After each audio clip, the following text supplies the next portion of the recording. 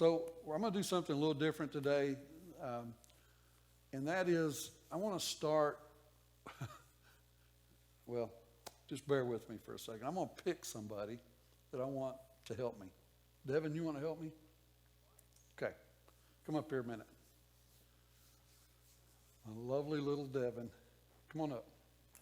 I don't really have a microphone for you, but I'll tell you what, turn my mic on, miss. Here, we'll use this one. So some of you may know what I'm going to do or what I'm doing here. If you do, just keep it to yourself. If you don't know, you'll learn something today, okay? All right, Devin, I want you to do me a favor. I want you to pick a number between 1 and 10, okay?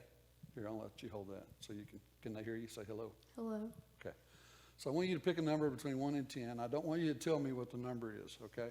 I just want you to pick it. Are you good at math? Yeah. You're fantastic at math, right? Okay. That's why I picked you, because you're so good at math. Oh, okay. So pick a number between 1 and 10. Don't tell me what it is. Okay, now I want you to double it. Okay, now I want you to add 8 to it.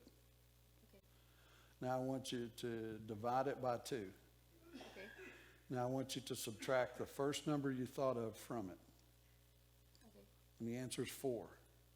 Yes. Is that correct? Yes. Okay. Is that cool? Yeah. Okay, you want to try it again? Sure. Let's go between 1 and 100 this time. Okay. So pick a number between 1 and 100. Okay. Okay, now double it. Okay. Let's add, 12 to it. Need a pencil? No. Okay, you got it? Okay, now I want you to divide it by 2.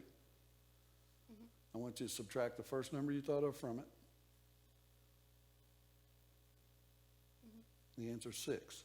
Yeah. Okay, so we got it right? Yes. Both times? Yes. Okay, is that cool? Yeah. Would you like to know how to do that? To show it to your friends? Sure. Yeah. How about any of y'all? Does anybody know how we're doing that? Does anybody know? Quinn, it does, but you can't tell because she's an insider. Does anybody know how we do that? Okay, so if you don't know, that's cool. How would you like to know how to do that? Would you like it? Would you guys like to know how to do that? Well, I'm not going to tell you.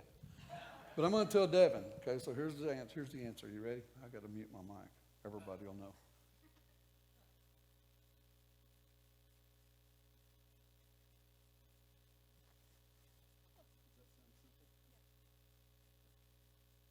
No. So now what I've given you, you can go and give to your friends. Of course, you want to play with them a little bit, and make them do it and all that. And then eventually you'll pick 1 or 2 favorites that you'll tell them how to do it. Right?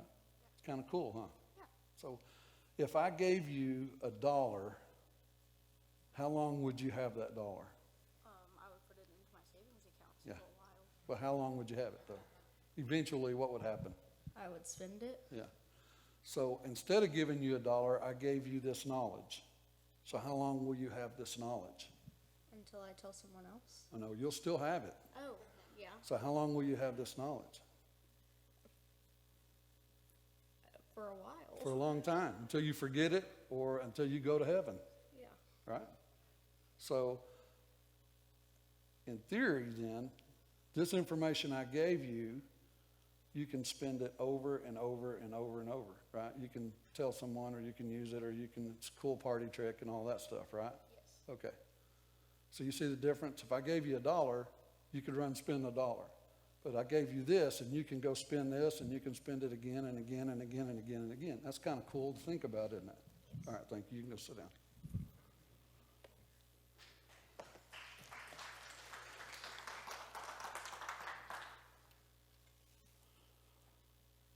So there's a reason why I started that way, and it's because I want to bring a different twist to the idea of giving, okay?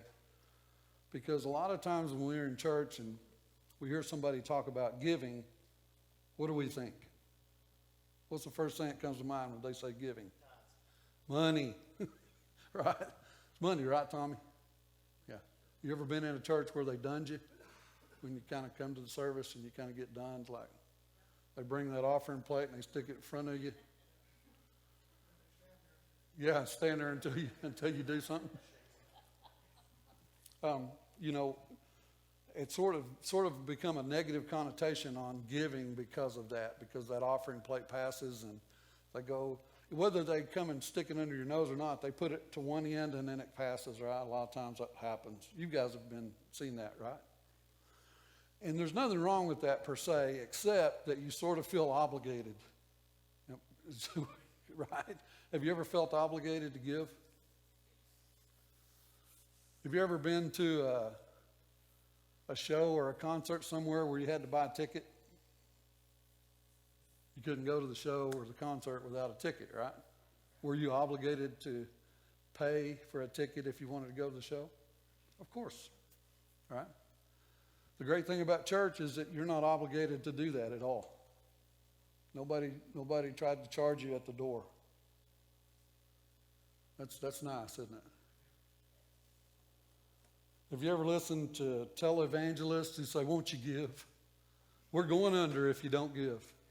Y'all ever heard that? We very much believe that if God's blessing is on a ministry, that God will fund the ministry. Is that a good way to look at it?